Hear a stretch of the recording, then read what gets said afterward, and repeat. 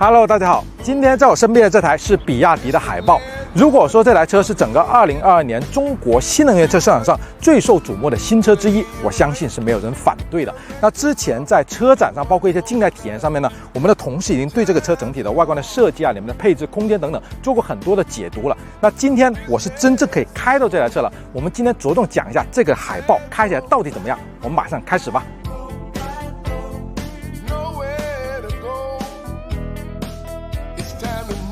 不过在正式的动态试驾之前呢，我还是先想看一下这个车的车厢的内饰哈，因为这也是我第一次接触这台海豹。那坐进来之后呢，其实给我第一个非常强烈的感受就是它的车厢的环抱感是很强的。因为这台海豹大家知道它定位是相对比较年轻的运动化一点的，它希望整个内饰让你坐进来之后呢是有这种环抱和驾驶的感觉。我觉得这一点呢，比亚迪这次做到了。就坐进来之后呢，你就会觉得整个人这驾驶座呢是被整个车厢环抱起来，有这种安全感，也更加有这种驾驭的快感哈。那第二点呢，是这个车它里面用了很多这种曲线的设计这个也是根据比亚迪讲的，它是用了很多海洋仿生学的设计就很多的曲面，包括中间，包括旁边的门板等等地方都是。而且呢，这个车厢里面呢还有一点是非常特别的，就相对以往的比亚迪的车型，在中间中控台的部分呢，它用了很多平排直序的，把很多这些操作的按键呢都是直白白的放在外头。它这台车呢做了更多的这个节约空间的设计，就把很多的功能键全部集中在中间这个小圆环的里头，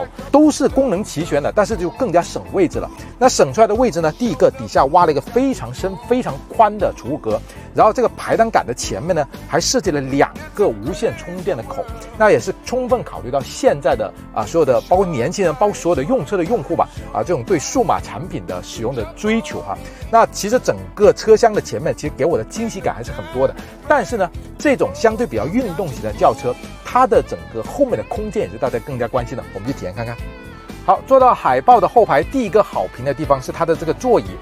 因为这种比较年轻运动化的车型呢，很多车因为这个空间比较局限，所以他们喜欢把这个座椅做的比较短、比较薄、比较小，去显示出好像这个空间看上去很大。但这台海豹倒都不是，它后排整个的座椅呢还是做的很大型、很厚实的，而且这个靠背呢，它也不会说强调这种所谓的包裹感，去做的有点曲线它还是做的相对比较平的。所以我这种个头比较大的人，其实坐上来之后，你还是觉得这舒适度是有所保证的。另外呢，这么小的一台车相对尺寸不是很大的车，它后排也是给了3个活动的头枕，而且这个头枕呢尺寸还是很大的，就是我这样躺上去，我觉得直观上来说这种舒适度也是很不错的。好，那配置方面呢，后排有空调出风口，下面它竟然还给了2个 USB 的充电口以及一个220伏的接口。哇，这种车在后排给220伏的接口，这个算是给我的一个小惊喜了哈。那最后说一下空间方面，首先呢，前排座椅要强调一下，是我刚才的一个驾驶的坐姿哈。大家看一下这个 B 柱的位置，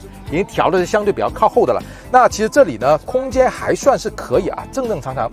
基本上超出我对这种尺寸车型一个期待值还是可以的。而且比亚迪在前面2个座椅的后面呢，也做了很多的储物兜去保证后排的人的这个实用性。看来这台车呢，比亚迪也不是说只打算做给前排的乘客的后排它还是考虑到很多，包括空间方面这种需求的。那头部的空间，这台车做一个有点像轿跑的运动型车呢，我也不太能顶得到头但是这个头离上面的全景天幕已经比较近了大家也知道，现在很多新能源车呢顶上做这种非常漂亮的全景天幕，看上去视觉确实很炫，但是也会带来一个问题，就是夏天的话，太阳直晒上来还是会觉得有点晒，有点刺眼的。但好在这回比亚迪已经承诺了，现在买海豹呢，直接原厂就给你送原厂的遮阳帘，就直接上面给你封闭起来的如果你喜欢的话，你就直接装上去，也不用花你的钱，所以这点也是要给好评的那基本上这个后排大家也通过镜头能看到了，空间不能说非常的宽敞和这些20多万那些什么商务型轿车肯定没得比，但是基本上作为一台这种运动型的轿车，我觉得是完全合理的。那再次说一下，这个座椅的舒适性绝对要给好评。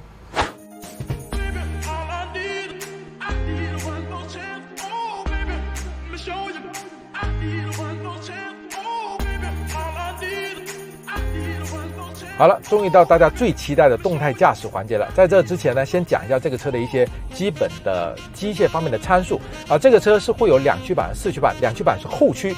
这个版本呢会有550公里和700公里2种不同的续航的版本。那4驱版呢是650公里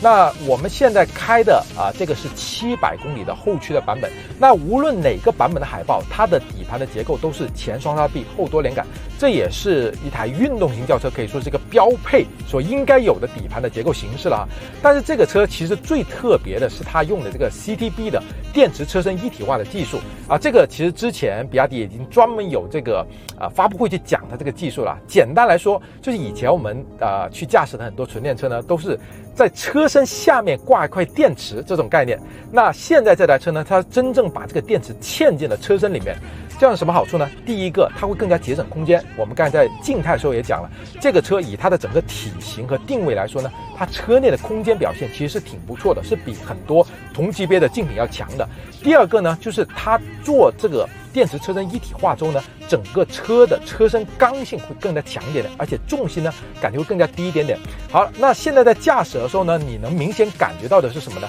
第一个，这个车的坐姿是比较低的，就是我们以前去开很多的纯电车，你会感觉那个车的整个坐姿是比较高的，就无论它是怎么样运动化的定位，你都觉得坐的是有点高高在上，就没有那种真正的开以前像宝马3系那种燃油的运动型车那种坐在地上的感觉。但这个车呢，也没有说真的坐到地上的感觉，但是已经比很多的纯电车型要低不少了。第二个就是你会觉得这个车重心很低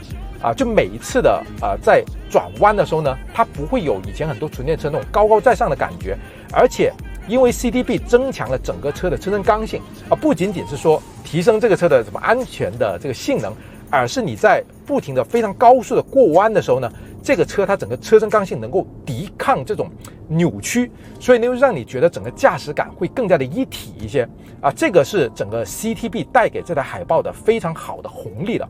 好的，那说到这里呢，可能有些朋友就要问了你说这个海豹它的这个体型这么紧凑，运动化的定位，然后用了 CTB这个底盘重心又低了，是不是开起来非常有运动感呢？我想说这个车其实比以前我们接触过的绝大多数比亚迪都是更加有运动感的，包括它的转向，对你整个这个转向输入动作的反馈其实是很快的，就你稍微的动一点点，它的车头呢是有明显的这个响应的这个是给人感觉是很爽快的。因为以前的很多比亚迪为了这个舒适性的考量，这个转向中间呢可能都有一点点虚位，但这个海豹呢基本就没有这种虚位。但是你又说回来这个车它跟真正那些很硬核的运动型车相比呢，它又充分考虑到的中国的消费者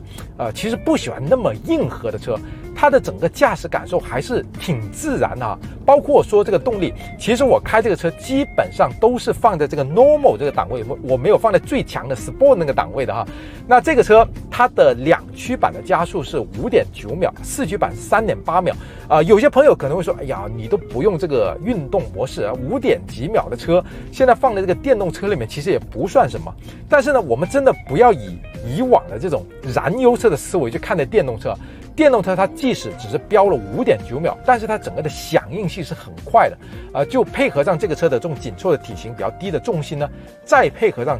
这么快的 5.9 秒的加速，其实你日常开起来已经非常非常爽快了但在这里呢趁着正好这个地方也是有点走走停停我就想说这么一点，就是这台海豹它的车机里面所能调节它的这个驾驶的能量回收还是只有2个档位，一个标准档，一个较强的档位。那我基本上已经放在较强档，我觉得相对很多纯电车型来说还是会有点不太够。就是说比亚迪可能作为一个传统的造油车厂家，他觉得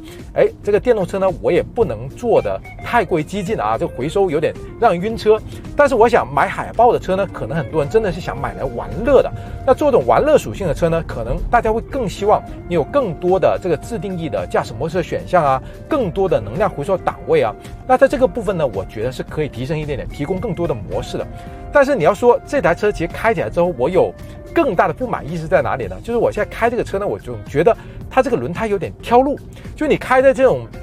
比较粗糙的水泥路面的时候，你会觉得这个胎噪是比较明显的，而且基本上我开50-60左右的这个时速你就会感觉这个后面的风挡总会有这种回响声出来，就风噪也是相对比较明显一点点的。我觉得既然你已经做到20万元这个价位了虽然你是一个比较运动型定位的车，但是在这种环境隔音包括这个路噪风噪隔绝上应该还要做得更加好一点点。好，说到这里呢，我们想说一下这次驾驶这台海豹给我比较直观的感觉就是这个车有很多运动的感觉，包括它的转向、它的动力、它的底盘的反馈啊，包括在路面上它那种震动啊，都是和以前我们想象中的20多万元这些商务车啊有一些区别的。就比如说大家熟悉的什么迈腾啊、凯美瑞啊这种标准的 B 级车，它整个的感受还是会更加硬核、运动一点点的。但是如果去跟那些真正的运动车相比呢，这个车其实又不是特别硬核的那种，它还是保留了很多中国的消费者喜欢的那种舒适性的感觉。那我觉得以这台车整个的定位来说做出这样的风格还是挺合适的哈。就是中国消费者其实就是喜欢你有这种运动感觉，但是不能太过于硬核，影响我这个家人乘坐的时候这种舒适性啊。而且在这次试完这个车之后，我最深刻的感受是什么呢？就20到30万元，以往比亚迪做的很多车呢，都是卖性价比啊，就是说我比别人低的价格或者差不多的价格，我做出更好的配置、更大的空间，然后以性价比去取胜。但这台海豹应该是比亚迪这么久以来第一次在这个价位投放一台玩乐属性为主的车型。那这个车其实现在我整个开下来的感觉呢，我觉得比亚迪这是算成了哈，就基本上它的整个动态感受给你的感觉还是非常好的。只不过如果能在我说的驾驶模式选项啊、能量回收啊，包括整车的 NVH 方面再加强一点，就会更加好了。